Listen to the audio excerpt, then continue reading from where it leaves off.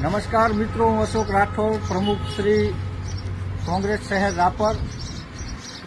જેમાં થોડા સમય પહેલા આ ઢોરા તળાવનો જે મુદ્દો હતો એનામાંથી શીખ લઈ કે ભાઈ ભ્રષ્ટાચાર તમે કરી શકો છો, ખુલ્લેઆમ કરી શકો છો, એમાં કોઈ કાર્યવાહી ના થઈ એટલે કોન્ટ્રાક્ટરો પાલિકાએ બધે આમાંથી શીખ લઈ અને આજે નગાસર તળાવનું કામ ચાલુ છે. આપ જોઈ શકો છો આ તળાવના બ્યુટિફિકેશનનું કામ ચાલુ છે. આ જગ્યા જે તમે જોઈ રહ્યા છો અહીંયા પહેલા પથ્થરોનું પેચિંગ હતું, એકદમ બરોબર પરફેક્ટ હતું. મેં મારા જ્યારે આઢોરા તળાવનો મુદ્દો ઉપાડ્યો હતો ત્યારે એ મુદ્દામાં આ કામના મેં વખાણ કર્યા હતા ઘણા બધા કે ભાઈ તળાવ તો નગાસર તળાવમાં એ કામ થયું છે પણ એ કામ એકદમ ઓકે છે, એમાં મારે કોઈ પ્રશ્ન નહોતો. એટલે જે પથ્થરોની પેચિંગ હતી બિલકુલ ઓકે હતી. તો હવે એમને કર્યું એવું કે ભાઈ હવે ભ્રષ્ટાચાર કરવાનો કોઈક ને કોઈક તરીકો કાઢવો અને થોડાક દી શાંત બેસે તો ઘરે પૈસા ખતમ થઈ જાય એટલે પાછું નગાસર તળાવની પેચિંગ બ્યુટિફિકેશન વાળી તોડી નાખી છે. આ પથ્થરોની પેચિંગ હતી, આ પેચિંગ તોડી અને ઉપર અહીંયા જે આરસીસીનું કામ કરી રહ્યા છે હું તમને બતાવું. કેમેરો અહીંયા લઈ આવજો. આ આટલી જાડી આરસીસી નાખે, જો એક જ કાંકરી પછી ડાયરેક્ટ જમીન દેખાઈ જાય. અને જે અહીંયા આમાં ડાબકા નાખવા પડે, પાણી પાવું પડે. તમને અત્યારે જમીન નીલી દેખાતી હશે, પાણી પાવો છે પણ આ પાસે જુઓ એટલે માથે ખાલી પાણીનો છંટકારો મારે છે. જે જૂનું પેચિંગ મૂકીને ડાયરેક્ટ 1 ઇંચે પૂરો નહીં હોય માલ, એટલો માલ ચડાવી રહ્યા છે.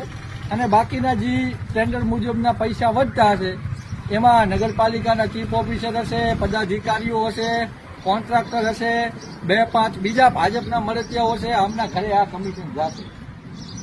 આ કામ હું તમને ગેરંટી સાથે કહી દઉં છું કે 4 મહિના આ આરસીસીનું આ જે કામ છે એ નહીં હાલે. એટલે રાપરમાં છેલ્લા કેટલા સમયથી તમામ કોન્ટ્રાક્ટરોને, તમામ અધિકારીઓને છૂટ આપી છે કે તમને મન ફાવે એમ ભ્રષ્ટાચાર કરો. આમાં મેં કીધું કે આ એક ઇંચ જ આરસીસીનું નાખેલ છે અને આમાં 1 ઇંચ નાખવાના કારણે સામે જે ભાજપનું કાર્યાલય છે ને એ મજબૂત બને. એટલે જો એમનું કાર્યાલય મજબૂત બનાવવું હોય તો પબ્લિકના પૈસાનો બચાવ કરીને એમાં નાખવા પડે. એટલે હું અહીંયાથી સરકારશ્રીને વિનંતી કરું છું આ બાબતે પણ મારે આવનારા સમયમાં કોઈ ઉગ્ર આંદોલન ન કરવા પડે શહેર કોંગ્રેસ સમિતિ વતીથી. એટલે આવા જે કામ થતા હોય આને અટકાવવામાં આવે, પબ્લિકના ટેક્સના પૈસાનું કચરખાણ કરવામાં ના આવે. આપ તમે જોઈ રહ્યા છો કે આમાં ડાયરેક્ટ ધૂળ ઉપર જે ભરતી છે એના ઉપર ડાયરેક્ટ નાખી દીધું છે અને આ પાઇપ ભેગી રાખે છે કે જ્યાં સિમેન્ટ નાખવાનું છે ત્યાં ખાલી પાણી ઉડાડી દેજો. એટલે પાણી ઉડાડે છે, બાકી આખી પાર પૂરી છે અને ધૂળ ઉપર 1 ઇંચ કરતાં પણ ઓછું. મેં બતાવ્યું કે અહીંયાથી તમે એક કાંકરી લો એટલે સીધી આ નીચેવાળી ધૂળ દેખાઈ જાય. આટલું આરસીસીનું કામ કરેલ છે. આ કેવું ટકશે? એટલે હું ભ્રષ્ટાચાર ઉજાગર કરતો રહીશ.